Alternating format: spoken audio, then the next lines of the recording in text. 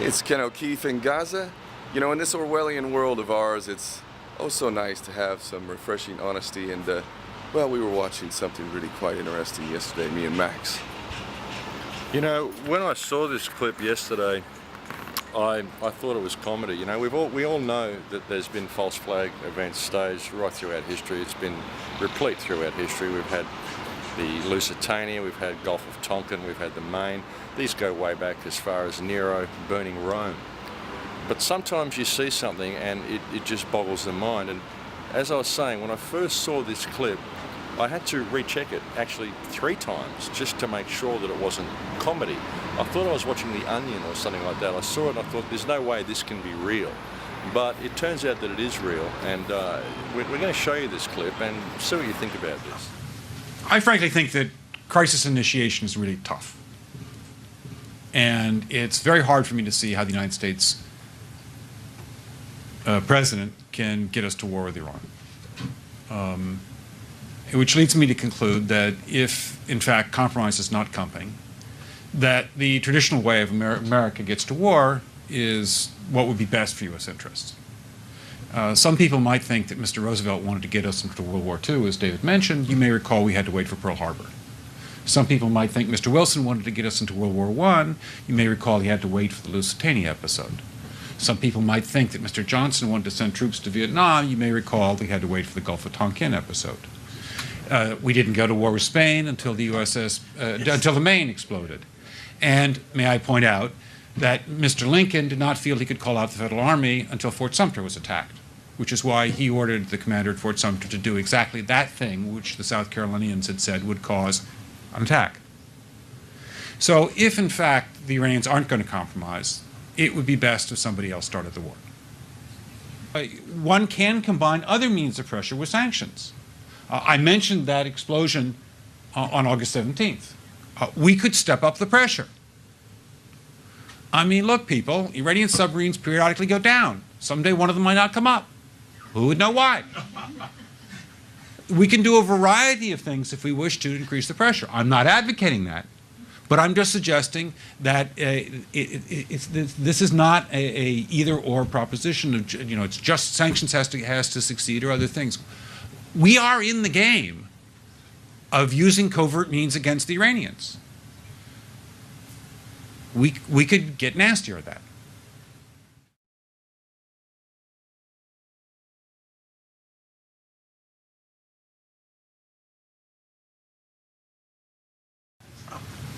I frankly think that crisis initiation is really tough. Crisis initiation? We're trying to initiate crisis? And it's very hard for me to see how the United States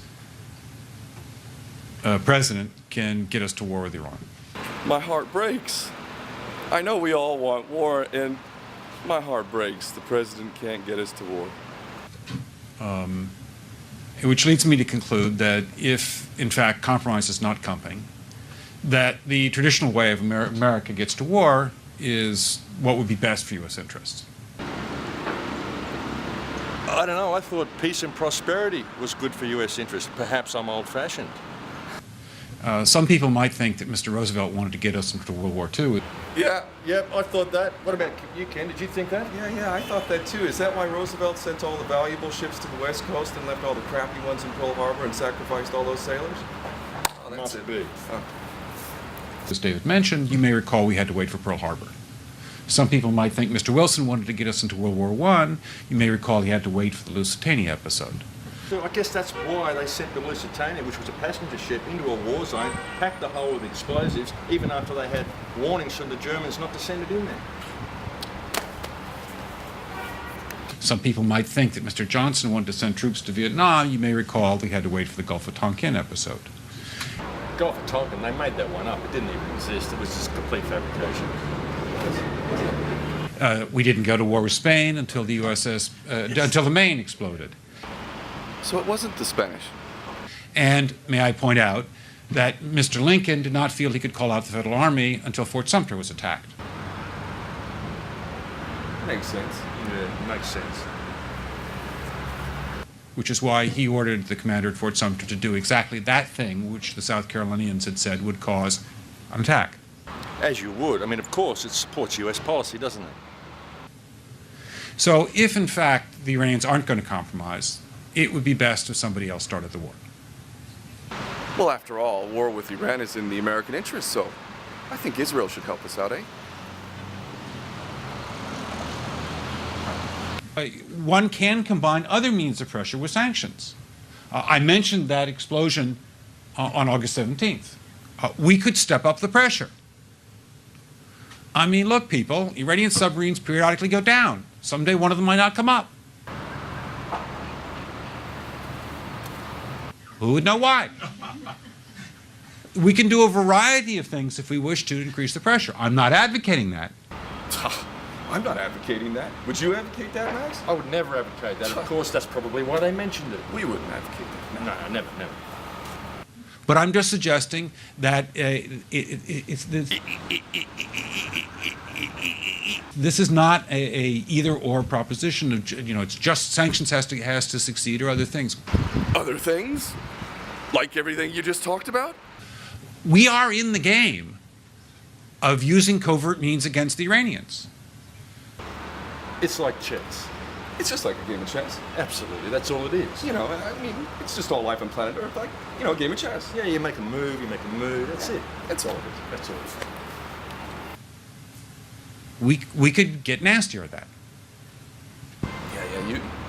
Nasty? No, we've only just begun. 9/11, that's just an appetizer. We're just getting warmed up. Just getting warmed up. So, folks, what do you say to a clip like that? Like I said, when I first saw that, I thought it was a comedy routine. I can't believe that they're just out there saying that. They're saying, look, folks, and bear in mind that everything that he just mentioned was a false flag attack. We had to do all of these things, and now we're having lobbies where we're filming it in public and we're telling you what we're going to do. We're saying we're going to stage false flag attacks, folks, and you're not even going to notice because that's what we do now, and you don't notice anyway. So, I mean, it just boggles the mind. Yeah, Max, and it's like a game, isn't it? It's Zbigniew Brzezinski's grand chessboard. It's just like these people are playing around with us like we're little pawns on a chessboard or something. This is not a game. It is as serious as it gets, and yet these assholes get up as if they own the world, as if we're some inconsequential, non-existent fucking robotic slave class that's just there for, window dressing. Well, yeah, exactly, window dressing. But the thing that really blows me out is that they're just telling us about it so blatantly. And look, folks, everything they're doing, I mean, the only way it's going to stop is if we do something about it. We have to pay attention to what's going on. We've got to pay attention to what's being said to us. People just aren't paying attention to what's happening in the world. They're not paying attention to what the media is telling them. They're not paying attention to what the politicians are telling them. They're not paying attention to themselves, and they're certainly not paying attention to Gaza. And that's something that very much needs to change. And let's look at these guys, the Near East studies. Now, if this was just a bunch of, jerk-offs running around with their mouth, then that would be one thing. But these so-called think tanks basically are the formers of policy. Let's remember the Project for a New American Century. What did the Project for a New American Century say? They said that ultimately the American people were too fucking stupid to support a global fucking war that would effectively win the empire complete total domination, full spectrum dominance, as they said.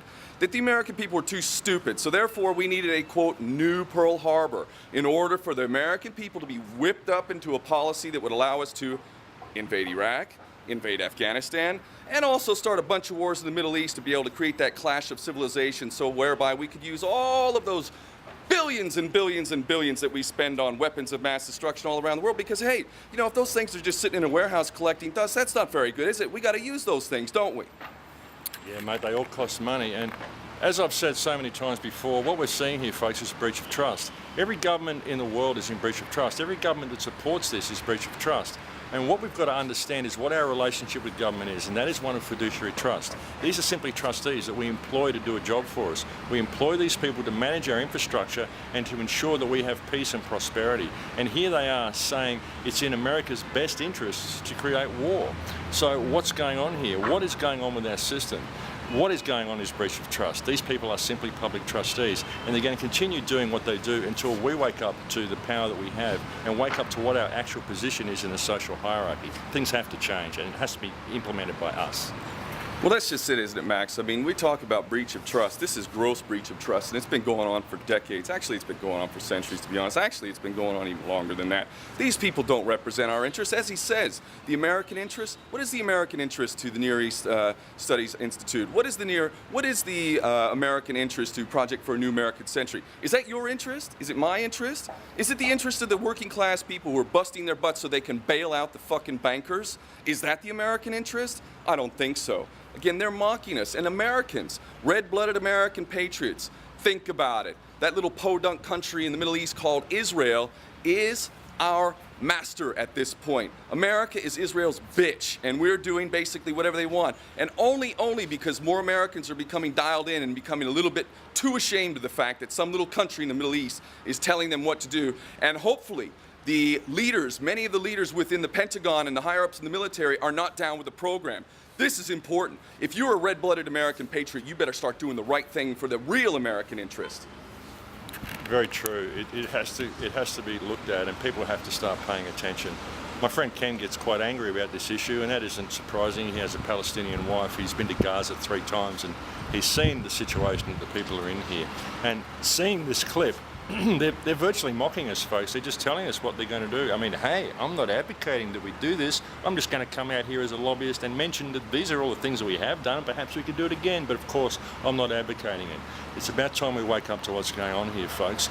We need to take the power back, and it has to come from the people. It's the only place it can come. There's no good petitioning these people. There's no good lobbying government. There's no good signing forms and voting people in and voting people out. We have to realise where we sit in the food chain. God created man and gave man dominion over the earth. We are mankind. We have dominion over the earth. Governments are our servants, and it's about time we wake up and realise that. Well, that's right. There is no savior, man. You know, who's the savior? We're the savior. Take a look in the mirror. That's the savior. There's no one coming to save us. Now, let's understand this. This is not a joke. The stakes could not be any higher. This little game with Iran, I think, personally, that the war with Iran would have happened by now. Let us not underestimate the consciousness of humanity is rising. I believe they've done their focus groups. By they, I mean the powers that be. They've done their focus groups, and they realize that people in high ranks may very well break those ranks. And if that happens and the first domino falls, those who are really in power, the ones behind the puppets they put in front of us, that they're going to be the ones who are going to be hanging from lampposts as soon as those people break ranks. So they're afraid. But at the same time, they're afraid and they're dangerous. And let us make no mistake. If you don't know what the Samson option is, I want you to go Google Samson option. The Samson option is what Israel has said publicly on more than one occasion, with the full backing of America, no less. All of those weapons of mass destruction, hundreds of nuclear weapons at Israel's disposal. Israel has said openly that if its existence is threatened, that it will take the whole world down with it, that it will attack Europe, that it will attack the world with nuclear weapons. Now think about it. If they attack Iran and Iran fights back, what are the odds that Iran won't fight back? Of course they will. And when they fight back, they have weapons that can hurt Israel and kill a lot of people. What is Israel going to do then? Is it going to exercise the Samson option? It might very well do that. This could be the end of the world as we know it. It's time to take our heads out of the sand, stop being the proverbial ostrich, and seriously wake up. This is for our children and future generations, that we stop pretending as if we don't live in a world in which we threaten our own existence. We are all one family. We need to start treating each other like brothers and sisters. And those brothers and sisters in our family who are acting like psychopaths and endangering all of us, we need to deal with them. And hopefully we can bring them around. But if they can't be brought around, then they certainly need to be taken out of their positions of power now.